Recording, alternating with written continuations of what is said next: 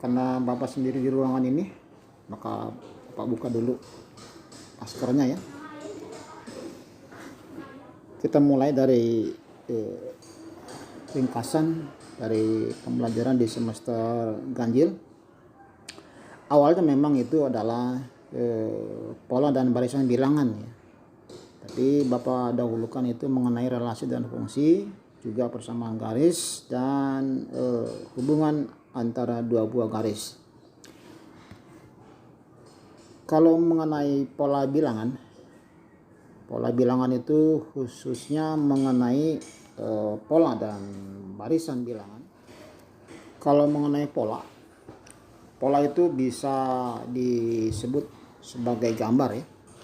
Pola itu gambar, sama seperti orang misalnya mau menjahit sebuah baju.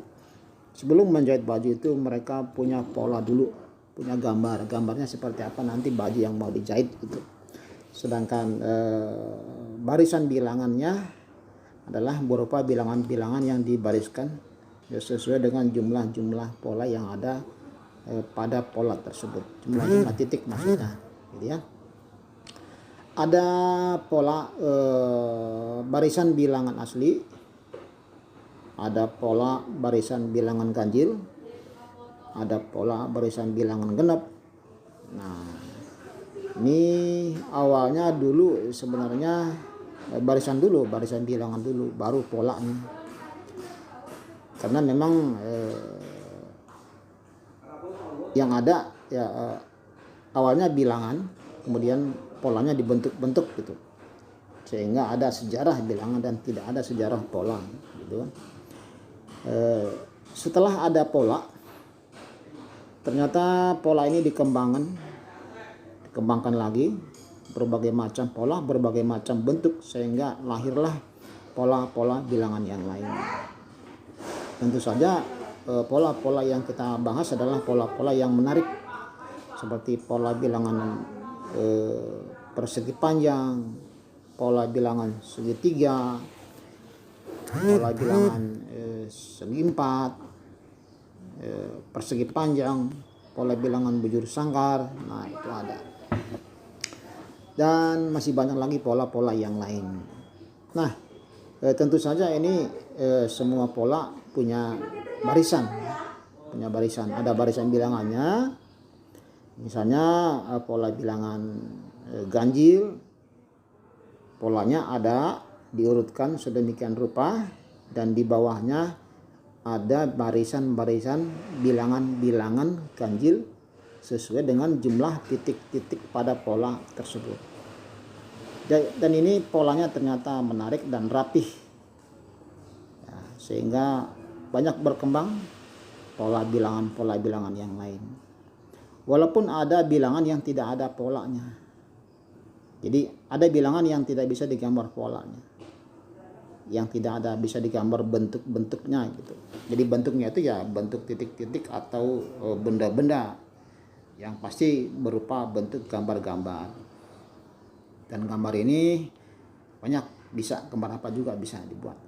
Kemudian banyak berkembang juga yang di masyarakat bahwa pola-pola dan bentuk-bentuk dari barisan bilangan itu bisa kita buat menjadi suatu alat untuk menentukan sesuatu gitu, berdasarkan pola-pola yang ada. Dan pola itu tersusun rapi, tentu saja dengan aturan-aturan yang tetap. Jadi aturannya tidak acak-acakan, tetap dianya. Walaupun ada aturan bilangan yang teracak sehingga polanya tidak bisa digambar. Contohnya pola bilangan Fibonacci itu polanya tidak bisa digambar dan polanya tidak teratur walaupun ada barisan bilangannya. Jadi ada bilangan yang tidak bisa dibuat pola. Kemudian tugas kita hanya meneruskan dari pola-pola tersebut. Jadi kalau ada bilangan-bilangan yang mempunyai pola, kita mempunyai tugas hanya membuat bilangan selanjutnya berdasarkan urutan bilangan-bilangan sebelumnya. Nah, itu ya yang kita bahas dalam pola dan barisan bilangan. Kita bisa menentukan bilangan berikutnya, ya. Walaupun barisan itu tidak ditulis.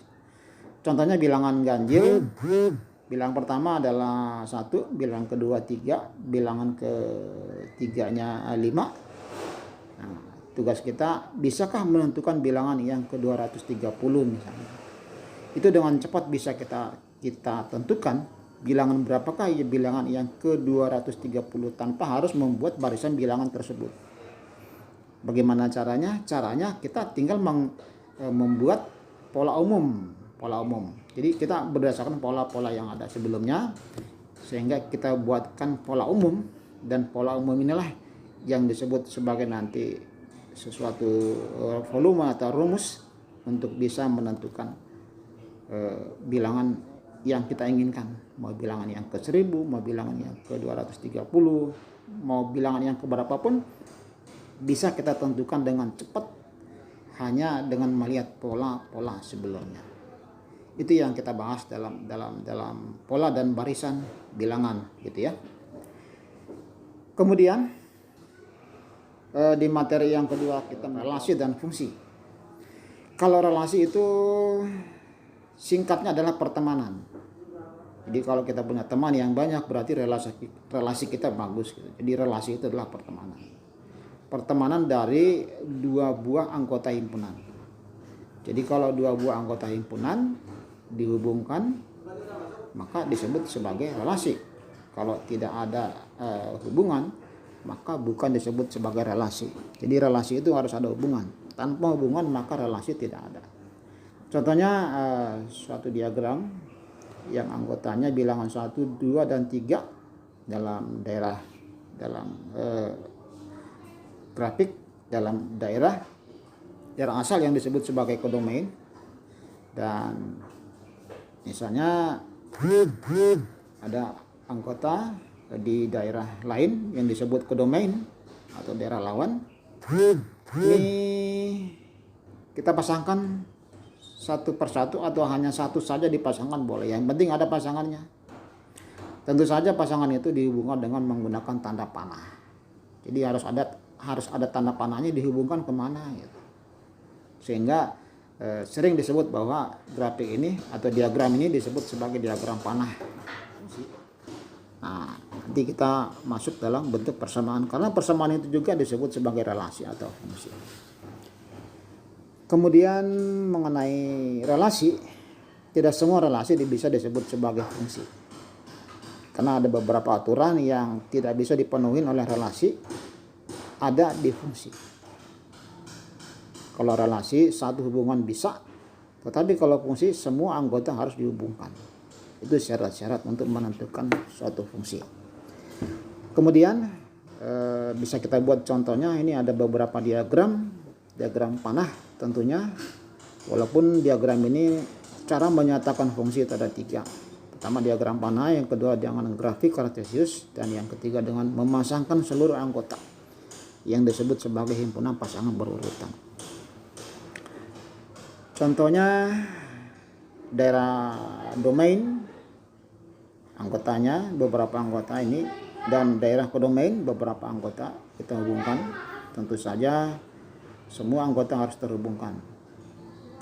Jadi kalau tidak maka tidak disebut sebagai fungsi. Jadi syarat fungsi itu semua anggota harus terhubungkan, ya.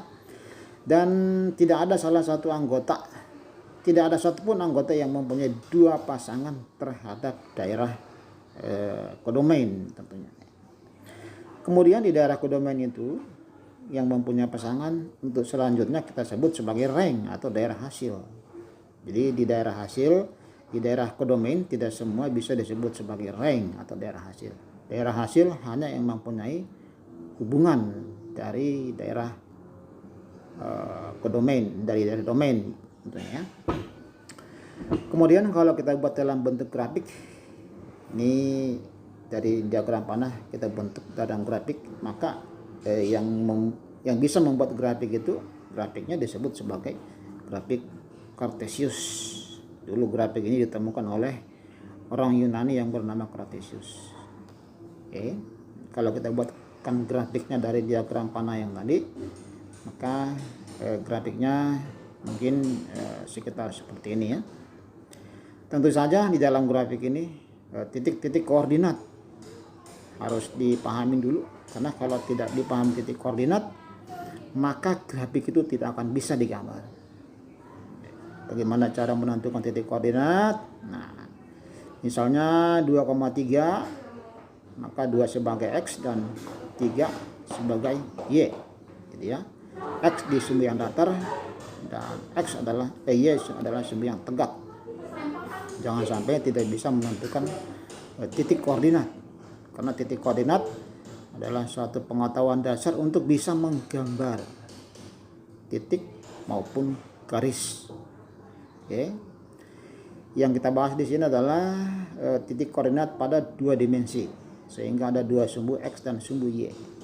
Oke. 2,3 kita gambarkan di sini. Kemudian kalau grafiknya yang akan kita buat dari diagram tadi, maka semua titik-titik dan semua pasangan harus kita pasangkan, yang kita pasangkan dalam grafik kartesius yang disebut sebagai titik koordinat. Jadi domain dipasangkan dengan range-nya ya. Kemudian setelah seperti ini, jadi fungsi itu harus mempunyai pasangan. Setelah terjadi fungsi, ini fungsinya bisa kita sebut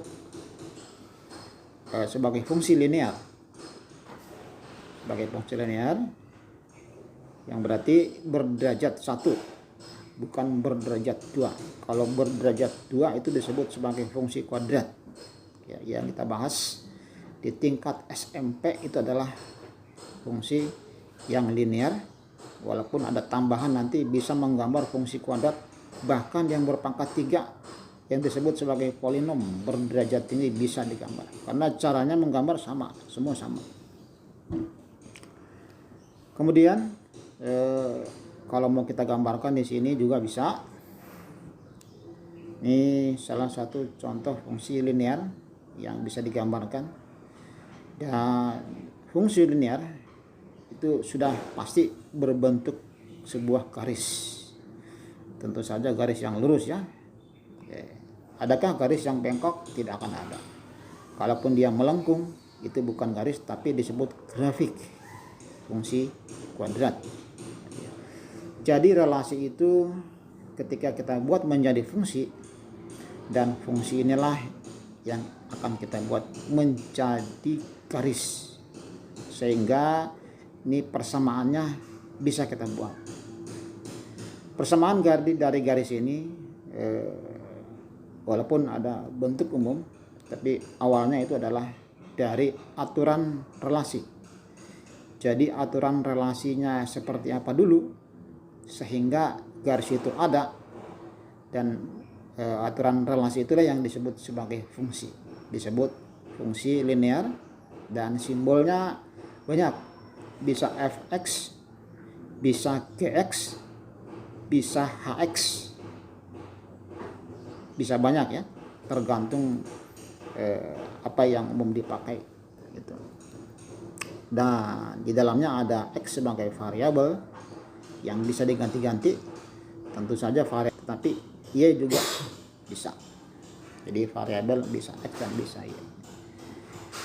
Kemudian kalau ini kita sebut sebagai persamaan garis, sehingga nanti bentuk umum persamaan garis kita buatkan secara umum dari fungsi itu yang kita jadikan sebagai garis, sehingga mempunyai persamaan dari fungsi itu.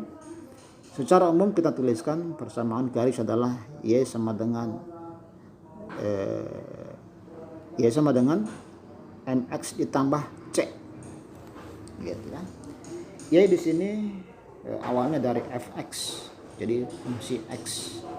Kalau fungsi x sama dengan mx tambah c, nah jadi ini fungsi bisa kita jadikan garis, tetapi kalau sudah berbentuk garis maka fx-nya harus diganti menjadi y, sehingga Y sama dengan MX tambah C.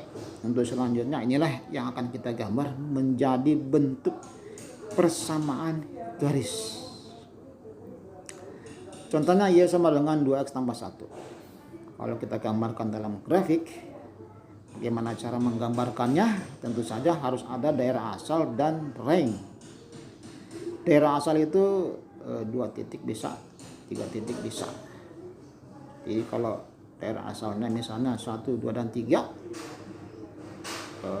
dengan aturan fungsi yang ada, maka kita bisa menentukan beberapa range dari sesuai dengan jumlah domain yang ada di daerah asal. Jadi kalau kita gambarkan ya mungkin ya seperti ini.